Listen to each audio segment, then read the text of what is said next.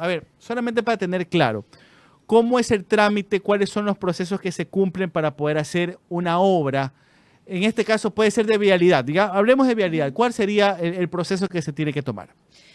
Gracias por la pregunta. Efectivamente es importante esto tenerlo claro para poder también posteriormente entender sucesos en particular que hoy por hoy están en parte de la discusión.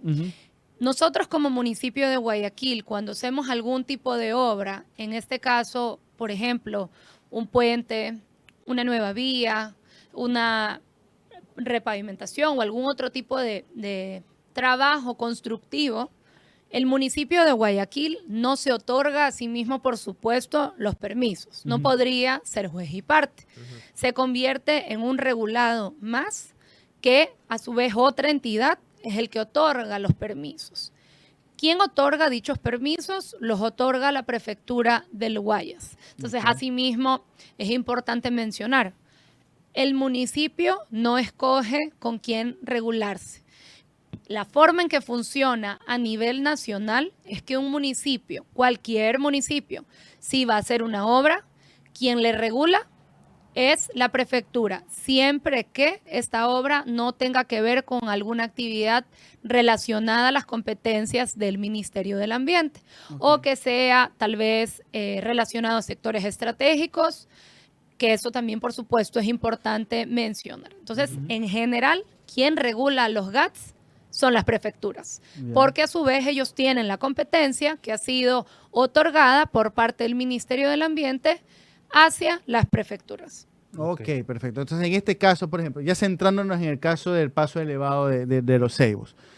En este caso, ustedes tenían, la venia ambiental de la prefectura del Guayas. Correcto. ¿Desde qué fecha se ha tenido ya el visto bueno? Porque aparte del tema de las acusaciones de que no ha habido socialización, de que se va a complicar el tráfico, hay preocupaciones, muchas personas que dicen por el tema de árboles que hay por la zona, de la afectación del ruido que puede haber en la ciudad cercana. ¿Desde hace cuánto tienen ya los permisos ambientales?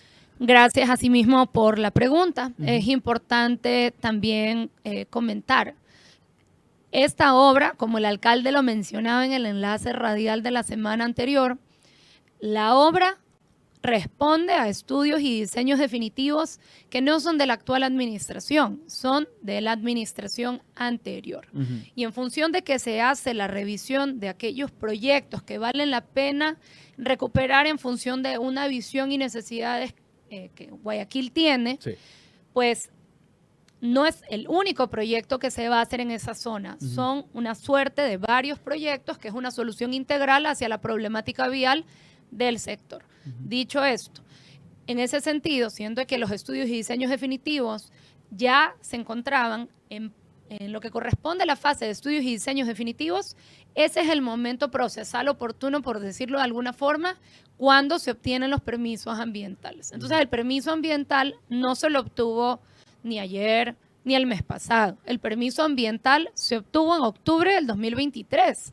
Entonces, también es importante contextualizar todo el debido proceso en cuanto a precauciones o la prevención ambiental para una obra de esta índole fue, por supuesto, considerado.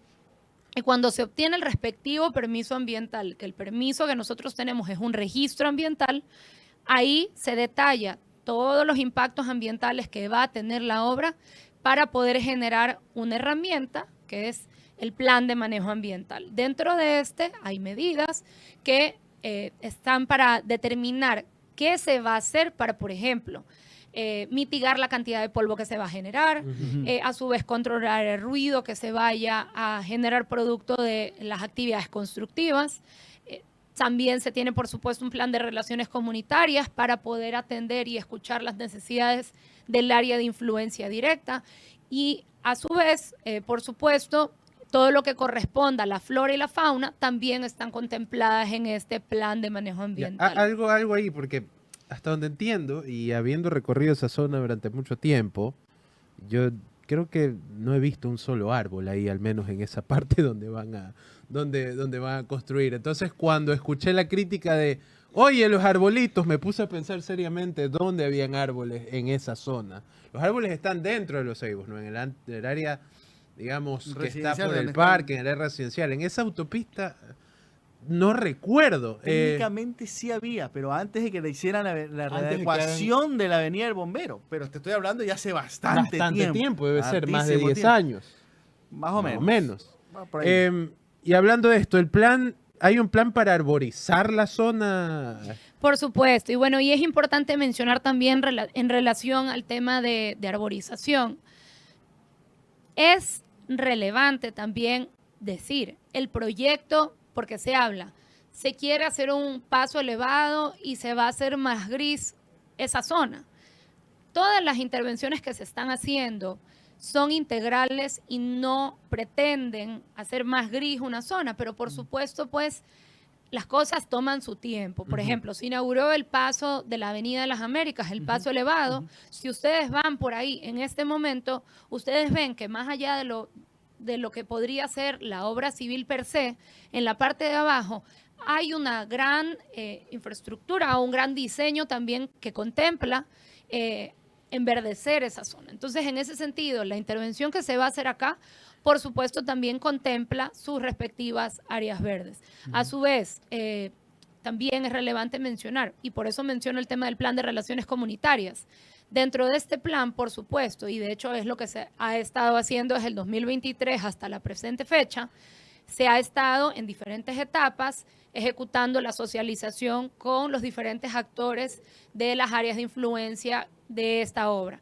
Y en ese sentido, por ejemplo, la semana pasada el señor alcalde mencionaba que se había recomendado o la ciudadanía había dicho que prefería que se cambiara un área comercial y a su vez se colocara un EAS, una estación de acción segura. Entonces, es importante mencionar, el municipio no se cierra hacia las sugerencias de la ciudadanía, pero siempre las sugerencias tienen que ser aterrizadas a una crítica o a una recomendación tangible, porque no podríamos decir, conservemos los arbolitos y que muera ahí el proyecto, tema. claro. ¿Ya? Efectivamente, por supuesto que nos preocupa enverdecer Guayaquil. Por supuesto que hay un plan de arborización que se está implementando actualmente.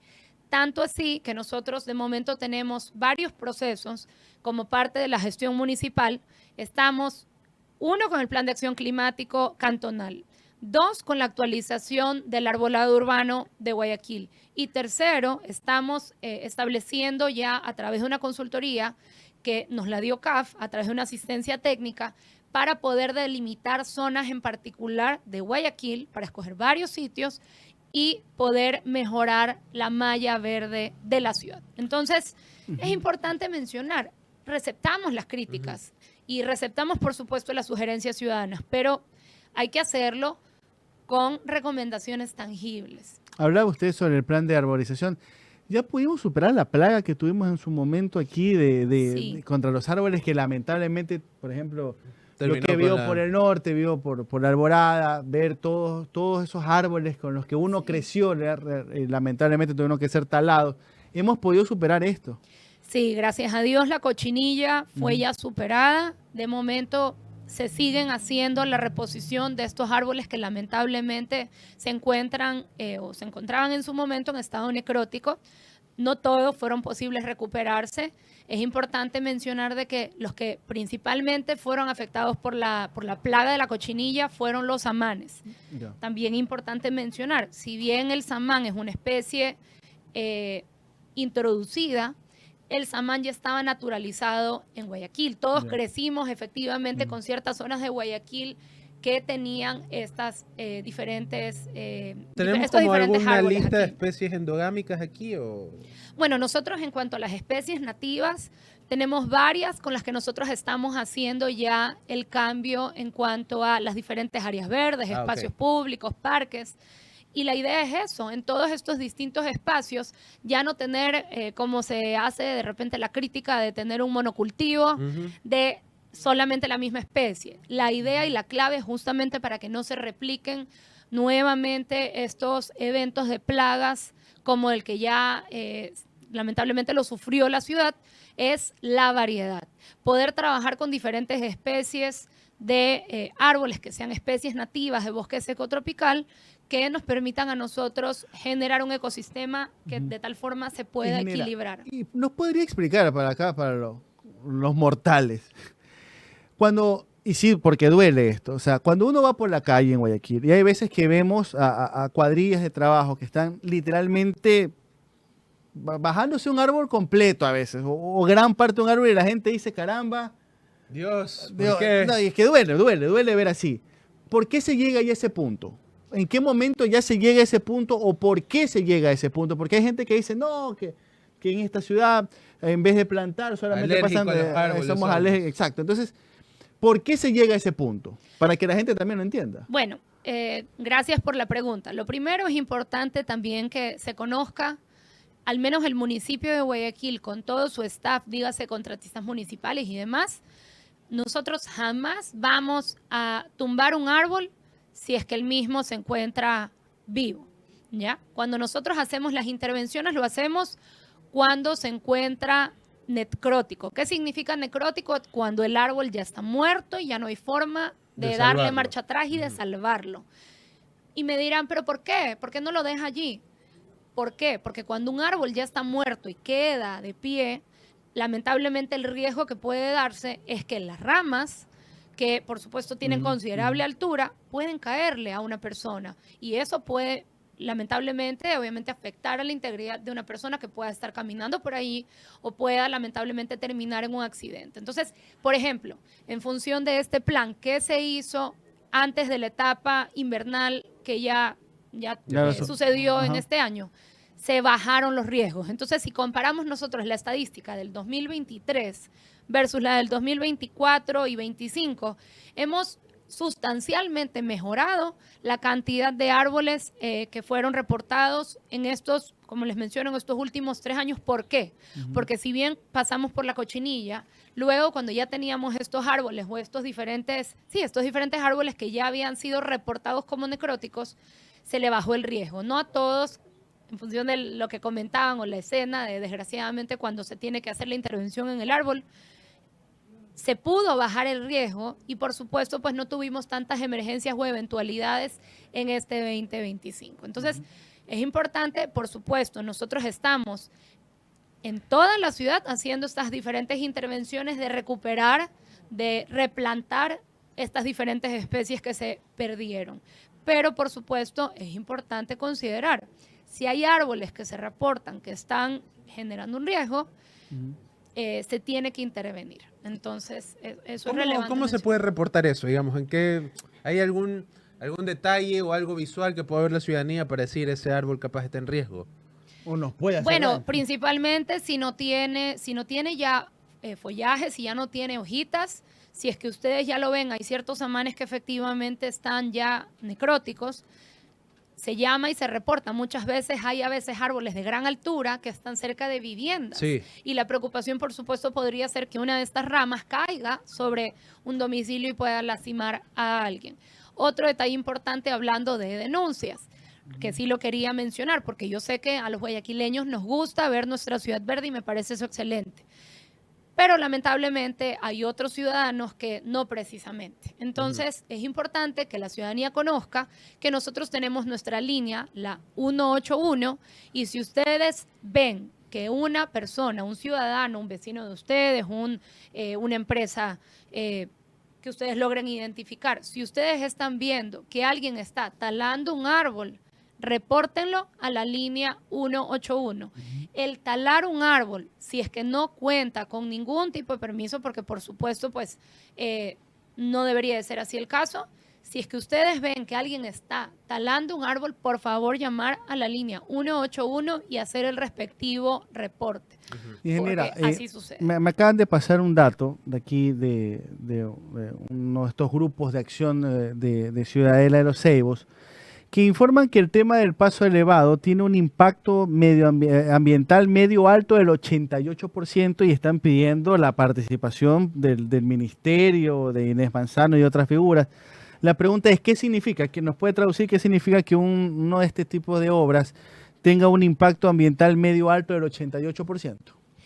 Sí, bueno, esto ha sido justamente uno de los documentos que el colectivo que se encuentra en contra o el grupo de personas que ha estado haciendo mención a la preocupación de la parte ambiental de la obra, ellos tomaron un documento que es del informe de prefactibilidad, documento que no tiene ningún tipo de relación con el proceso regulatorio o el permiso ambiental de Final. la obra, ¿ya?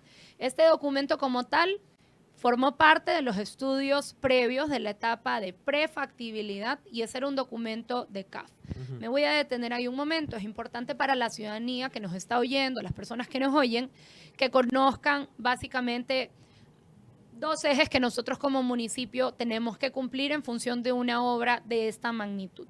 El primer punto es cumplir la normativa ecuatoriana, la normativa ambiental ecuatoriana, y la otra es cumplir con los lineamientos que a nosotros la CAF nos exige. Entonces, en función de aquello y el debido proceso para que una obra pueda ser factible de recibir el financiamiento de un organismo como el caso de la Corporación Andina de Fomento, hay que sobrellevar una suerte de etapas. Entonces, una de esas etapas y uno de aquellos documentos que en esa etapa, en la etapa de prefactibilidad, se gestionó, era este informe. ¿Qué decía el informe? Yo con gusto se los puedo proporcionar completo, por supuesto, no el cachito que por ahí circula en redes.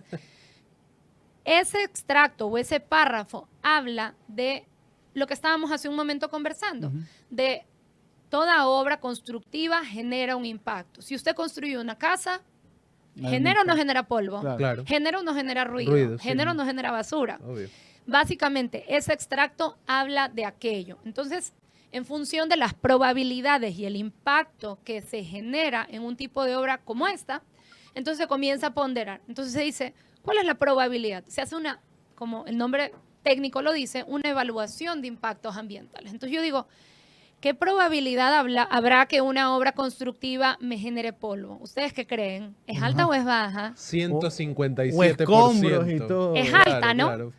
¿Qué probabilidad habría de que una actividad constructiva me genere ruido? ¿Es alta o es baja? Claro. ¿Ya? Y así vamos sumando una. Taladros con ¿Ya? Silenciador. No Ya, entonces básicamente lo que se hace es ponderar. Entonces yo analizo mis diferentes aspectos ambientales para poder allí comenzar luego a sumar y hacer un conglomerado. Entonces yo digo, a ver, ruido, polvo, desechos, calidad de aire, calidad de agua. Entonces todo esto se lo suma y eventualmente yo tengo que tener la data que me diga el porcentaje de cuántos impactos son bajos, cuánto del impacto es medio, cuánto del impacto es alto. ¿Ya? Y este documento se lo presenta a la CAF. Es el extracto de lo que se leía. Ahora bien, ¿cómo se determina el impacto ambiental de una obra de esta magnitud? Que esa es la siguiente pregunta, cosa que eso sí debería ser lo que preocupa y ese sí debería haber sido el documento que este grupo debería haber circulado. Sin embargo, por supuesto, no le convenía, entonces no lo circularon. Nosotros tenemos un registro ambiental. ¿Quién determina qué es un registro ambiental? Lo determina la plataforma del Ministerio del Ambiente.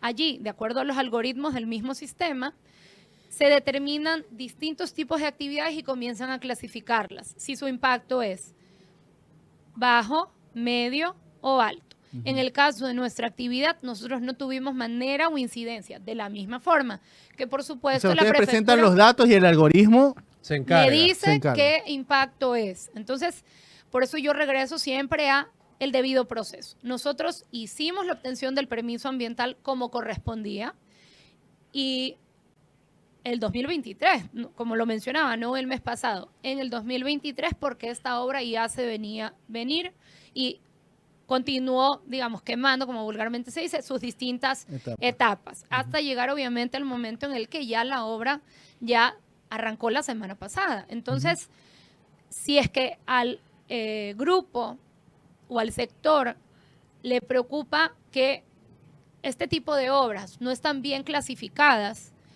está muy bien. Si es que les parece de que una actividad constructiva no debería ser un registro ambiental, pero Es lo que la ley dice. es lo que la ley dice. Entonces, si usted no está de acuerdo, ingrese un escrito al Ministerio del Ambiente y diga que para los posteriores procesos regulatorios les parece que un paso elevado u otro tipo de obra de este tipo, pues no debería de ser un registro ambiental y debería de ser una licencia.